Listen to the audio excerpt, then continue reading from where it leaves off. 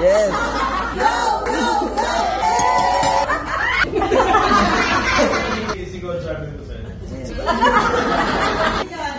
Madami-dami pa tayong pagkasamahan. Mag-best friend pa yung anak natin.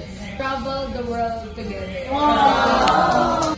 Gusto ko ma-experience yung video kasi deserve nyo yun.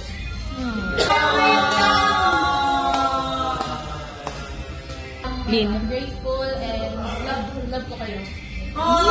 Alam mo sa sarili mo anong kaya mong gawin. Yeah. I wish na huwag mong pigilan kung ano man yung pangarap na nabuo mo mag-asawa. So, nurture that pa. Yung lakas ng loob na meron ka, pahalagahan mo yung pagmamahal ng asawa mo, yung pag-aalaga ng asawa mo, appreciate the things around you. Yes. Don't ever forget the people who love you, especially your upline, your cross lines. Yung success, hawak mo na siya eh.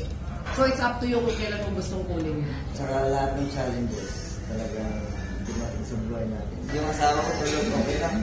Kahit dilat ako, kahit magkumaga, okay lang sa akin. Basta yung asawa ko, tulog na ako.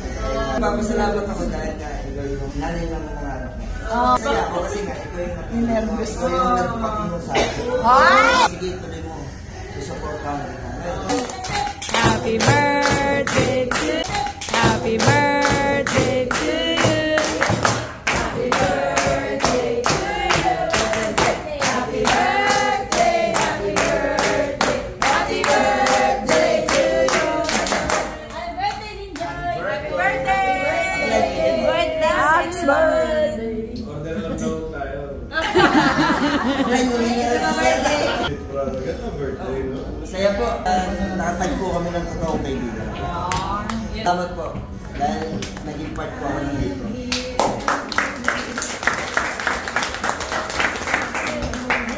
Dito ko talaga naramdaman. Maliban sa pamilya namin, yung totoong pamilya.